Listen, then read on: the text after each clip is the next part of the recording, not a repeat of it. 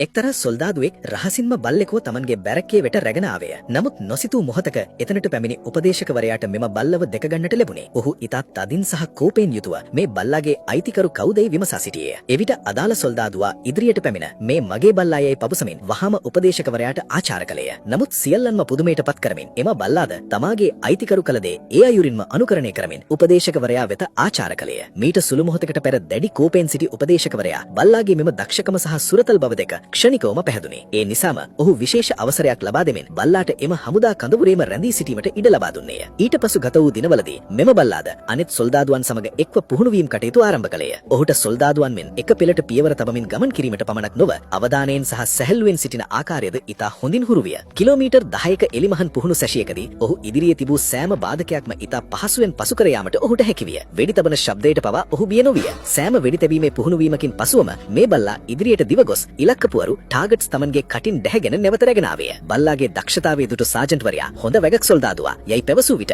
අසල සිටි සොල්දාදුවා ස්තුතියි සාජන්ට් යයි පැවසියා. නමුත් සාජන්ට්වරයා වහාම උඹට නෙමෙයි මම කතා කළේ බල්ලාට යයි පැවසමින් සොල්දාදුවාව නිහඬ කළේය. වැඩිකල් නොගොස් යුද්ධය ආරම්භ විය. පෙරමුණේ සටන් පවතින ප්‍රදේශවල තත්ත්වය දිනෙන් දිනම දරුණු වෙද්දී මෙම බල්ලාද තමාගේ අයිතිකරු සමග යුද පිටියටම ගියේය. යුද පිටිය පුරාම ඝන දුමාරයෙන් සහ අනතුරු වලින් පිරිතිබුණද මේ බල්ලා කිසි විටකකටත් පසුබට නොවිය. ඒ වෙනුවට තමන්ට ලැබුණු සෑම අවස්ථාවකදීම තමාගේ අසාමාන්‍ය දක්ෂතාවයන් පෙන්වීමට ඔහු කටයුතු කරේය. රාත්‍රී කාලයේදී ආහාර සොරකම් කිරීමට පැමිණෙන මියන්ව පළවා හැරීමට පමණක් නොව යුද පෙරමුණේ සුවිශේෂී කාර්යභාරයක් ඉටු කිරීමටද ඔහු සමත් විය. තමන්ගේ තියුණු ඉවීමේ හැකියාව භාවිතා කරමින් බෝම්බ ප්‍රහාර නිසා සුන්බුන් වලට යට වී සිටි සොල්දාදුවන්ව සොයාගෙන ඔවුන්ව බේරා ගැනීමට ඔහු කටයුතු කළේය. පසුදින සොල්දාදුවා සහ ඔහුගේ සගයන් සතුරා පිළිබඳව සෝදී කිරීමට පිටත් වූ ගිය. එහිදී සතුරන් විසින් විෂ වායු බෝම්බ භාවිතා කිරීමට සූදානම් වන බව ඔවුන්ට දැක ගන්න හැකි විය. ඔවුන් වහාම ආපසු හැරි මෙම තොරතුරු තමන්ගේ කඳවුරට දැනුම් දීමට සැරසෙද්දීම සතුරු බලකායන්ට ඔවුන්ව හසු විය. එම තීරණාත්මක මොහොතේදී සතුරෙකු එල්ල කළ මාරණාත්මක වෙඩිගුණ්ඩකින් තමාගේ අයිතිකරුව බේරා ගැනීමට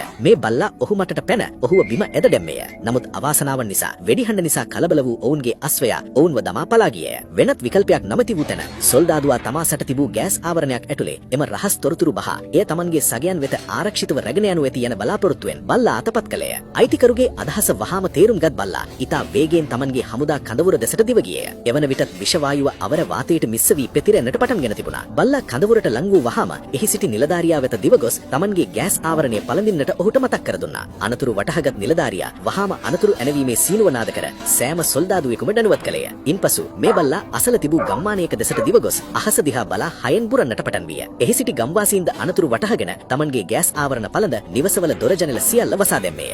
සොල්දාදුවා සහ බල්ලා එක්තරා ගබඩා කාමරයක රැකවර ලැබූ ගිය. විෂ වායුව තදින්ම පැතිර යද්දී බල්ලාට පැලඳීමට ගෑස් ආවරණයක් නැමැති බව ඔවුන්ට සිහිවිය. එහි සිටි කපිතාන්වරයා වහාම ක්‍රියාත්මක වී තෙත තුවාලක් ආධාරයෙන් බල්ලා වෙනුවෙන් තාවකාලික ගෑස් ආවරණයක් සකස් කර දුන්නේය. විෂ වායුව ක්‍රමයෙන් පහවා යද්දී බල්ලාගේ කැපවීම නිසා සෑම දිනාගේම ජීවිත බේරුණේ. ගම්වාසීන් මේ වෙනුවෙන් බල්ලාට තෑගක් ලෙස විශේෂ කබයක් සාදා දුන්නාද හමුදා නිලධාරියාද බල්ලාගේ ප්‍රමාණයට ගෑස් ආවරණයක් නිමදවන්නට නියෝග කළේය. නමුත් වැඩිකල් නොගොස් සතුරන් විසින් කාලතුවක්කු ප්‍රහාර එල්ල කරමින් අලුත් ආක්‍රමණයක් ආරම්භ කළේය. හදිස්සියෙම සොල්දාදුවා අසලටම අත් බෝම්බයක් වැටුණිය. එම සුළු මොහොතේදී වහාම ක්‍රියාත්මක වී බල්ලා ඉදිරියට පැන එම අත් බෝම්බේ තමන්ගේ කටින් දැහැගෙන අගල් වලින් පිටතට දිව ගියේය. බෝම්බේ පිපුරූ පසුව බල්ලා සුන්බුන් අතර වැටි සිටියේය. ඔහුව වහාම රෝහලට රැගෙන යනු ලැබුණේ. කෙටි කලකින්ම සුව වූ ඔහුව රෝහලෙන් මුදා හැරුණිය. බල්ලාගේ මෙම අසිරි වීරත්වය අගය කරමින් හමුදා ජෙනරාල්වරයා විසින් ඔහුව සාජන්ට් යන ගෞරව නාමයෙන් පිදු ලැබුණේ. එහිදී සොල්දාදුවා සිනහසමින් ස්ටබි දැන් ඔයා මට වඩා නිලෙන් උසස් යයි පැවසියා. යුද්ධය අවසන් වූ පසු මෙම වීර බල්ලාගේ කතාව රට පුරාම පැතිරී ගිය. තමාගේ අයිතිකරු සමග නිවස බලා පැමිණිය ඔහු පොදු ජනතාවේ සැබෑ වීරයෙකු බවට පත්විය.